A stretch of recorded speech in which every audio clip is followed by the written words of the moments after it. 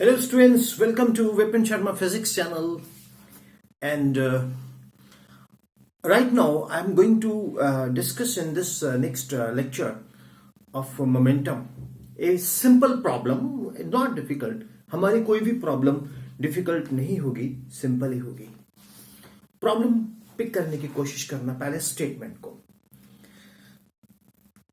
हमारे पास एक बॉल है, वो 5 kilogram metre per second momentum से एक दीवार के ऊपर हम फेंकते हैं at an angle of 45 degree with normal, और वो 45 डिग्री पे ही रिफ्लेक्ट होके वापस आती है.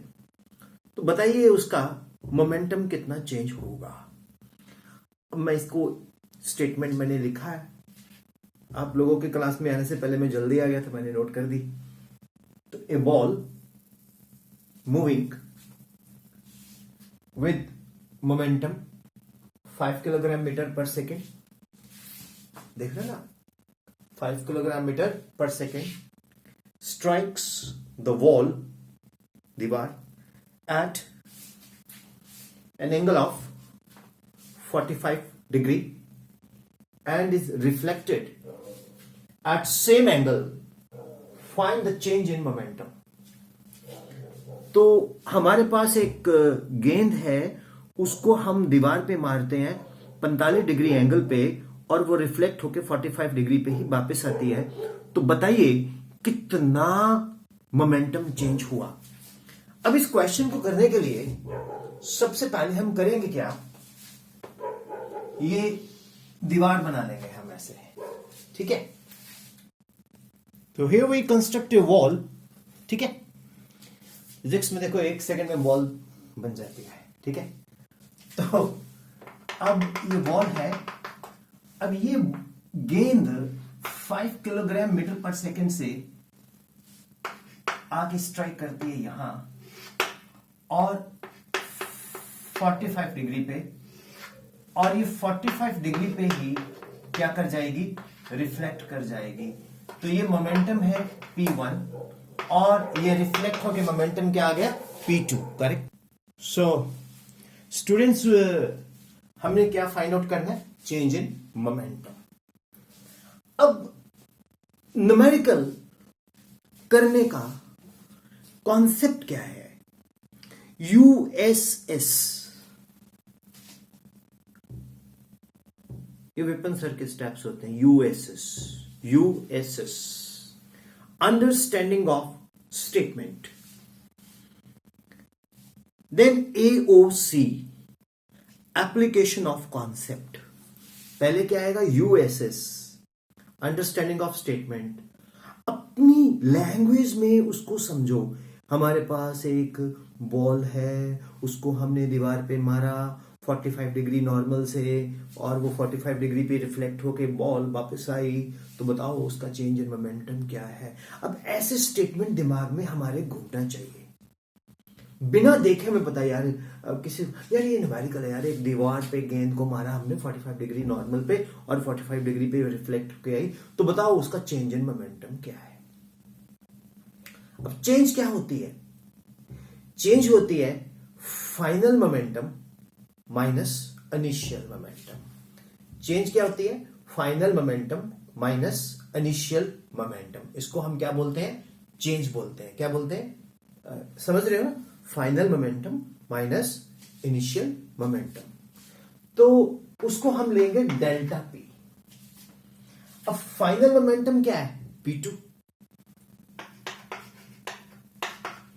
और इनिशियल मोमेंटम क्या है, बोलो, P1. इनिशियल मोमेंटम क्या है, P1. Are you getting. अब इसको मैं थोड़ा सा अपने हिसाब से सॉल्व करवाता हूं. P1 है, अगर हम P1 को यहां प्रोड्यूस करें लाइक दिस, तो ये क्या बन जाएगा, माइनस P1,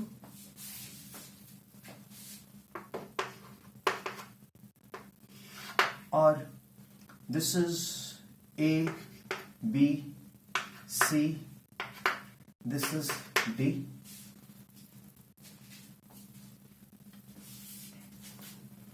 आपके दिमाग में आया, ये मैंने P2 तो BC ले लिया, sorry AC, P2 is what, AC, और P1 मैंने क्या लिया, अरे इसको B ले लो यार, P2 मैंने BC ले लिया और P1 मैंने क्या लिया, बोर्ड पे देखो ध्यान से, AB। तो इनिशियल मोमेंटम P1 है along AB and final momentum P2 है अलोंग BC। तो momentum of ball after deflection, clearly momentum of ball after deflection कितना है, P2, और इनिशियल मोमेंटम कितना है, P1। तो चेंज इन मोमेंटम क्या आएगा, final momentum minus initial momentum, final momentum minus initial momentum. Are you getting what I am saying, final momentum minus initial momentum. अब ये P2 है, ये माइनस इनिशियल मोमेंटम है, ठीक है। अब ये एंगल 45, ये एंगल 45, तो ये टोटल एंगल कितना हो गया जी, 90। ये टोटल एंगल कितना हो गया, 90। तो अब हम क्या लगाएंगे यहां पर, पैरेललोग्राम लॉ ऑफ वेक्टर्स। तो पैरेललोग्राम लॉ ऑफ वेक्टर क्या बोलेगा, P1 square P2 square plus 2 P1 P2 cos 90। P2 कितना है, 5। क्यों 5 है, क्योंकि P1 is equal to P2 and P1 भी कितना है, -5, 2 इंटू 5 इंटू 5 cos 90 0।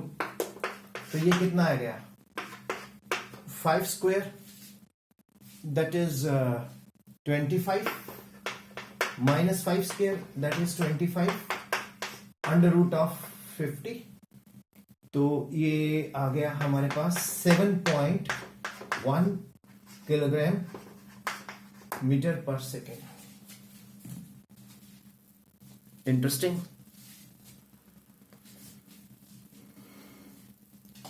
मैंने ये न्यूमेरिकल सेलेक्ट ऐसे नहीं किया है, कुछ सोच समझ के किया है। आप लोगों ने पता क्या निकाला हुआ answer, 5 minus minus 5 that is 10, no 7.1।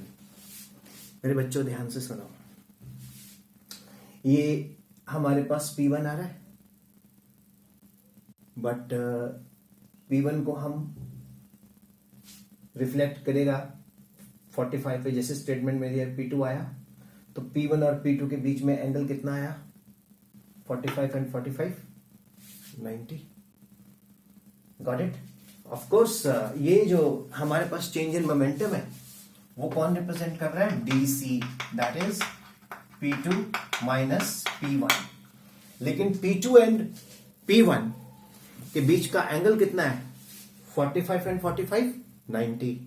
तो हम क्या लगाएंगे, वेक्टर्स के अंदर पैरेललोग्राम लॉ ऑफ वेक्टर्स क्या बोलता है वो, P1 square P2 square two P1 P2 cos theta. P1 is minus, P2 is plus, minus का square plus, -5 square 25, P2 5 square 25 and 2 into -5 into 5 into cos 90 हो गया, तो that is 57.1। How is it simple. तो ये एक numerical है जो हमने सॉल्व किया, वेक्टर का हेल्प लिया हमने इसमें। किसका हेल्प लिया, वेक्टर का हेल्प लिया। We have solved this problem using the concept of vector. Correct? अरे यार ये एंगल भी तो देखो 90 है ना, तभी तो ये टोटल 180 बना। तो P2 एंड P1 के बीच में एंगल कितना है, -P1 के बीच में 90 है। तो हम क्या लगाएंगे, पैरेललोग्राम लॉ ऑफ वेक्टर्स। वो क्या बोलता है, -P1 स्क्वायर P2 स्क्वायर -2, तो इसको माइनस कर दो आप, -2 P1 P2 cos 90। ठीक है, तो that is -2 cos 90 0। Got it. समझ गए हो कि नहीं, अरे क्लियर है। ये -P1 कैसे आया, देखो हमारे पास जो ए बी है वो वेक्टर क्या है, P1। ए बी कौन है, initial direction of the motion. And BC कौन है, ये BC कौन है, रिफ्लेक्टेड। ठीक है, as per condition ABC angle कितना है 90 और P2 कितना है BC। तो P1 is equal to P2। सी ये जब यहां स्ट्राइक करेगा तो रिफ्लेक्ट होके ये बैक जाएगा विद -P1, तो वो हमने -P1 यहां लगाया, ये वेक्टर्स का कॉन्सेप्ट लगाया। Hope it is okay, so note it down. Thank you.